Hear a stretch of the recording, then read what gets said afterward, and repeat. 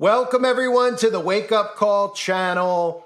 Everybody needs to pay attention to what's happening in every single country around the earth right now.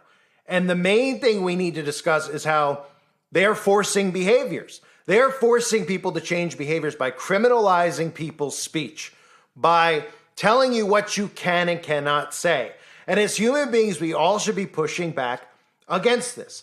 I'm going to show you about 10 stories that are circulating right now in all different countries. And the common theme is this word hate speech. And what it's about is censoring and putting laws in place and criminalizing people for talking. That's what we're at in today's world. This is how insane things have gotten. Let's start in the UK. If you didn't hear, I covered this story a week or so ago about a stabbing that occurred in the UK. And then staged riots happened after it. And they blamed it on misinformation. That, they were blaming it on a Muslim, so all these hate crimes started to happen. And then, of course, since then, we have UK authorities who are threatening extradition and jail time for U.S. citizens for online posts stoking riots. And again, we know that the laws are different in each country right now in regards to free speech, hate speech, and all these other things. Some countries, they're criminalizing free speech and the things that you post online. When the digital ID is in place, all countries are going to begin criminalizing people for what they say online because you won't be able to speak anonymously.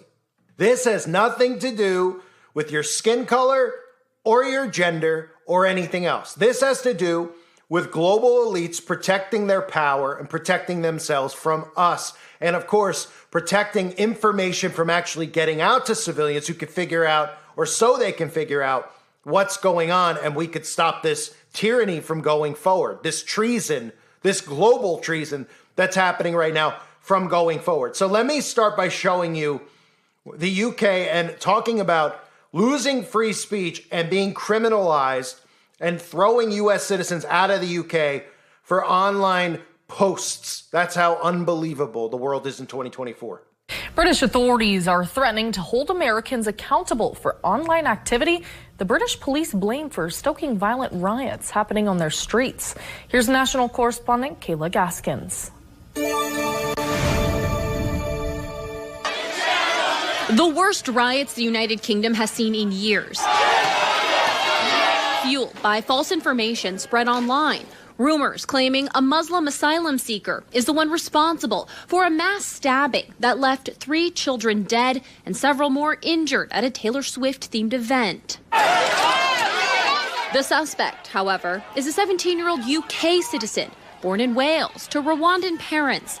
The head of police now threatening extradition and jail time to U.S. citizens for online posts allegedly egging on the violence from afar. If you're a keyboard warrior, you're not safe from the law if you incite violence. Giving this response when a Sky News reporter asked about the controversial comments made by the riots on X by Elon Musk. We will throw the full force of the law at people. And whether you're in this country committing crimes on the streets or committing crimes from further afield online, we will come after you. UK authorities have already arrested their own citizens for online activity. For example, a 55-year-old woman was arrested for publishing written material to stir up racial hatred and false communication. 2 other British men also arrested for social media posts. The Prime Minister sending this warning. I guarantee you will regret taking part in this disorder, whether directly or those whipping up this action online. We spoke with Aaron Turr with the Foundation for Individual Rights and Expression. The government absolutely should arrest and prosecute anyone engaged in political violence. But in times of unrest, governments have a tendency to overreach and to undermine civil liberties like freedom of speech in the name of public safety. UK laws surrounding free speech are different than those here in the U.S. And while it's not impossible, it's highly unlikely British authorities will go after U.S.-based social media posters like Elon Musk for violating British laws in an online space. So this is the future that we're allowing them to create. And this is being done psychologically by design, right? They gaslight people and they make people feel like speech and words are deadly by creating false flags and psyops around them, right? By saying, this guy posted this online, his followers heard it, and then they went and did this. No longer are you held accountable for your own actions.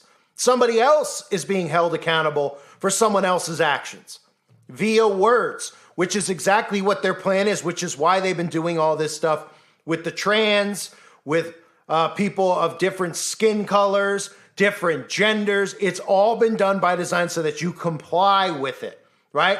Let's look at some of the other stuff all happening at once, where we're actually seeing these mass amounts of stories coming out, talking about censorship of speech, calling it hate speech, right? Recently, Elon Musk talked to Donald Trump.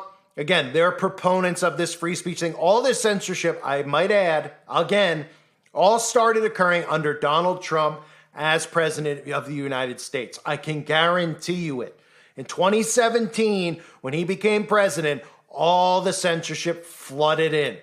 That's when people were removed from YouTube, and they didn't talk about it then.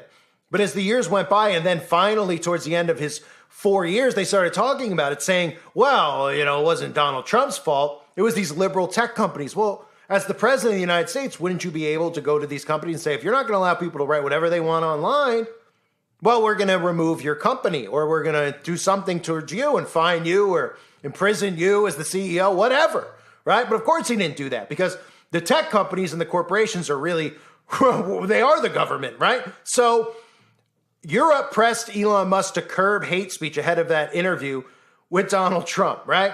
Other stories, the controversy surrounding the anti-Semitism bill, which again, I covered this story. This bill that was passed is called the anti-Semitism bill. It, of course, protects the real people who you're not allowed to question, you're not allowed to talk about. And everybody out there should say, well, if this one specific group can't be questioned or talked about, maybe I should be suspicious of them. Maybe there's something wrong if you can't question them. Well, they can't question them because they've been victims forever, and it's not fair. Well, that should make you think even more to yourself. Well, that's ridiculous. I mean, can anybody say that about, can't black people say, can anybody say anything about being a victim or being under attack? Well, this group has been under the worst attacks of all time. So you can't question anything about them, especially what's in the books that they read. We just want you to think that they read the Old Testament, and we'll leave it there. We won't let Christians figure it out. And if Christians start to figure it out and find Christians who preach this, well, we'll make sure they don't, because they'll be censored under this new law, right? This law is another law that will not only censor free speech, it'll censor Christians, because the Bible is going to be included in what you can and cannot say in this anti-Semitism bill. So that's another hate speech thing that they're pushing. Recently, Meta, Instagram, failed to curtail hate speech against women politicians, right? So now there's hate speech against women politicians. And this isn't about protecting women. It's not they want you to think it's about protecting you, whatever group you fall into, a woman, a black person, a Mexican person, a white person, a gay person, a straight person, a trans person. It doesn't matter. They're hitting you with stories at every angle to make you suddenly get so desensitized that you go, oh, that's hate speech. Oh, that's hate speech. That's hate speech. Instead of going, I don't give a crap what this person says. That's how normal humans actually have functioned for all these years. By going, all right, I don't care what they say. Or if somebody says something that really hurts your feelings, you say, hey, apologize or knock it off. Or, we're going to have to take this outside and handle it another way. But of course, we all know in 2024, breathing on someone is considered assault. So speech, of course, is like the newest nuclear bomb, so to speak, right? So all this stuff with Musk, and then we, of course, have these other stories that are floating around, right? You can go on like ESPN or any of these sports websites. Jaron Durant suspended 2 games. Why was he suspended 2 games? Well, a fan who was yelling at him, yelling things that he sucks, he's not a good baseball player, right? Eye for an eye, maybe? You'd think he could shout something back, but what he shouted back, well, you can't say that, right? And of course, the word that he said back begins with an F and ends with a G. And in fact, in all this stuff that's been going on with censoring speech, they've taken away probably the best word that anyone's ever come up with. It's a day-to-day word that most people still try to use. They just can't use it on the internet anymore. But Jaron Durant used that term. A fan yelled at him and said stuff towards him. So naturally, you would think that somebody could defend themselves and yell something back. But they tell you can, but only if you say the right thing. So because if he just said to the person, F you or screw you, then nobody would care. But because he used this word, which is a homophobic slur, well, now he's suspended 2 games without pay. And again, these stories are out there, and the way that these teams respond to it, shows you that they're in on it, because all the corporations and all the sports teams, et cetera, do the same thing. They're doing this so you see it. And they know by you seeing it, they're telling you this is how you have to live now. This is what you can and cannot say. And this goes back to Larry Fink and behavioral control. Well, behaviors are going to have to change, and this is one thing we're asking companies.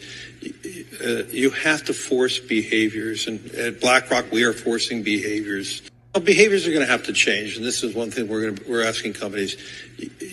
You have to force behaviors, and at BlackRock we are forcing behaviors. Here's another story. Ray Gunn, the Australian Olympic Committee, condemned disgraceful online petition attacking Rachel Gunn.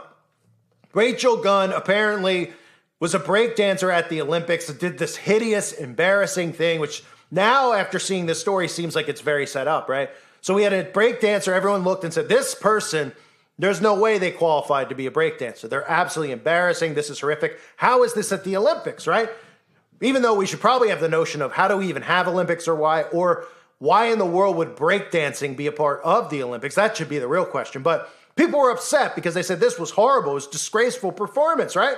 And after the fact, you, of course, see why they came out and put this person in the Olympics to embarrass themselves, because you're hurting her feelings now online. So people started an online petition attacking her because she was so horrible.